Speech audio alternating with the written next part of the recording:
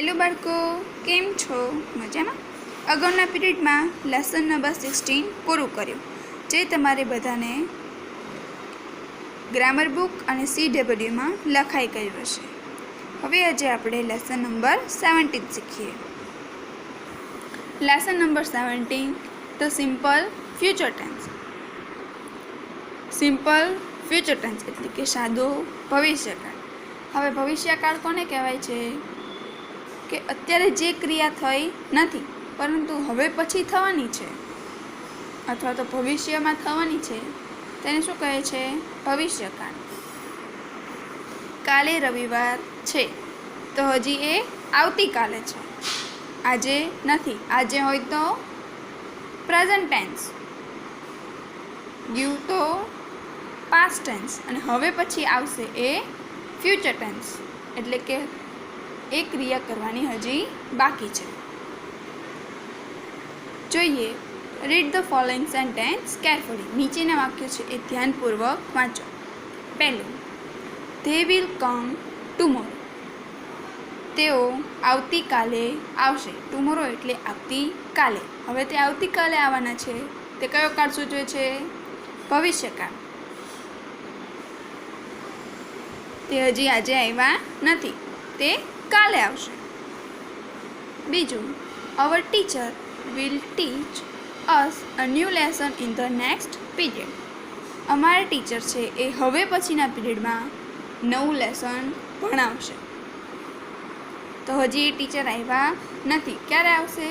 હવે પછીના પીરિયડમાં. તો પછી હોય તે શું બતાવે છે? ભવિષ્યકાળ. હજુ આવ્યા નથી.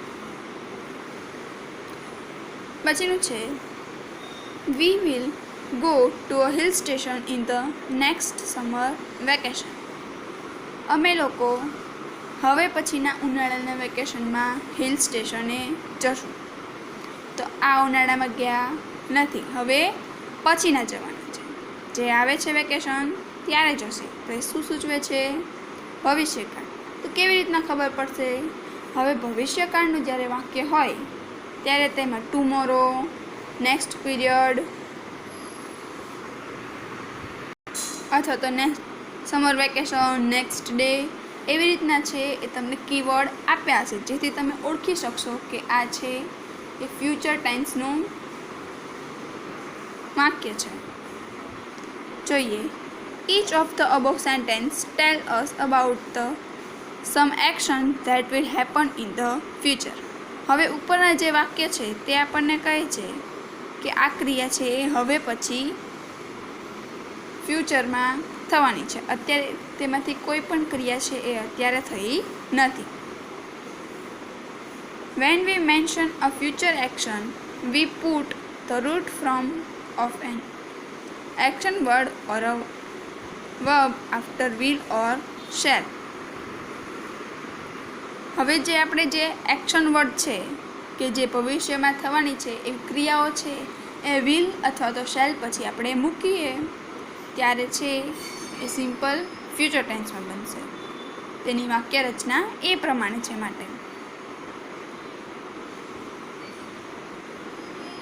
In the above sentence the verb will come, will teach and will go indicate the simple future tense. હવે ઉપરના જે વાક્યમાં છે કે વિલ કમ એટલે કે આવશે, વિલ ટીચ એટલે કે હવે ભણાવશે, અને વિલ ગો એટલે હવે પછી જઈશું. એ શું બતાવે છે? સિમ્પલ ફ્યુચર ટેન્સ છે એ દર્શાવે છે.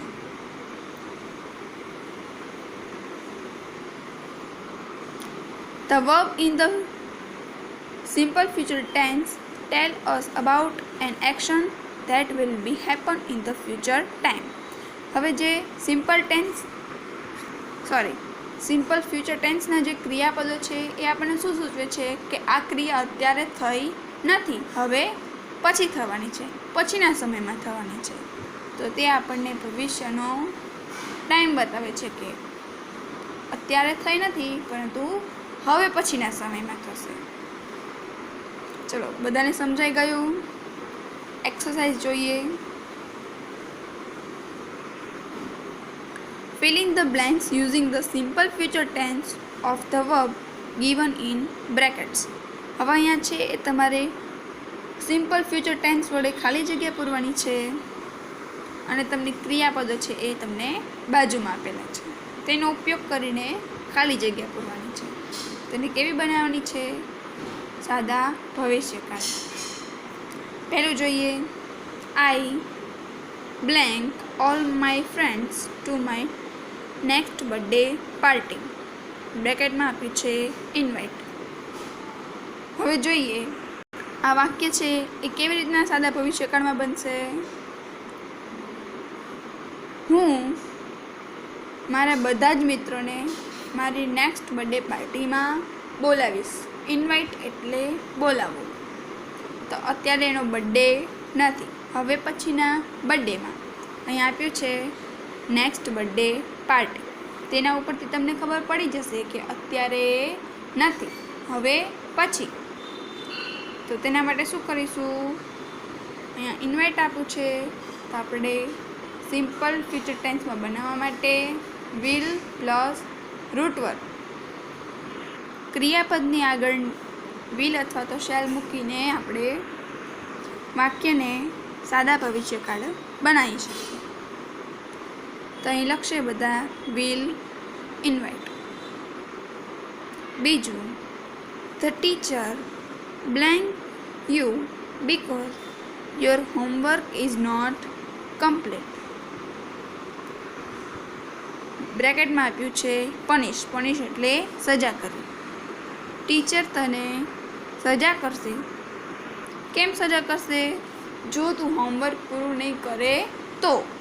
અત્યારે એણે હોમવર્ક કર્યું નથી, પણ જો એ નહીં કરે તો એને ટીચર સજા કરશે. તો શું કરીશું? ક્રિયાપદની આગળ વિલ મૂકીએ. વિલ પનિશ, સજા કરશે.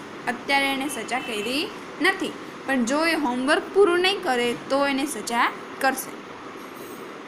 પછીનું છે વી બ્લેન્ક અગેન નેક્સ્ટ વીક. બ્રેકેટમાં આપ્યું છે મીટ. મીટ એટલે મળવું. આપણે ફરીથી હવે પછીના અઠવાડિયામાં મળીશું. નેક્સ્ટ વીક શું આવશે? Will meet. We will meet again next week. હવે પછી આપણે આવતા અઠવાડિયે મળીએ. આમાં કેવી રીતના ખબર પડશે? તો કે નેક્સ્ટ વીક આપેલું છે. અહીંયા પણ એ જ રીતે છે. Next morning. પછીનું છે the vacation blank from next Monday. Begin એટલે કે ખુલવું. આવતા સોમવારે આપણું વેકેશન ખુલી જશે. તો વાક્યને સાદા ભવિષ્યકાળમાં બનાવવું હોય તો શું કરીએ? Will plus begin. વિલ સાથે વર્બ લખીએ. રૂટ વર્બ કયો છે? બિગિન. Will begin. પછીનું છે we will visit the zoo next Sunday. આપણે આવતા રવિવારે ઝૂમાં જઈશું. વિઝિટ એટલે જવું અથવા તો મુલાકાત લેવી. હવે પછીના રવિવારે આપણે પ્રાણી સંગ્રહાલયમાં જઈશું. તો શું આવ્યું? Will plus root verb. Will visit. પછીનું છે my father blank me a new bicycle on my next birthday. કાઉન્સમાં શું આપ્યું છે? ગીવ. મારા પપ્પા મને આવતા બર્થડેમાં સાયકલ અપાવશે. તો હજી બર્થડે આવ્યો નથી, પછી આવશે. તો શું લખીશું? Will plus root verb. Root verb કયો છે? ગીવ.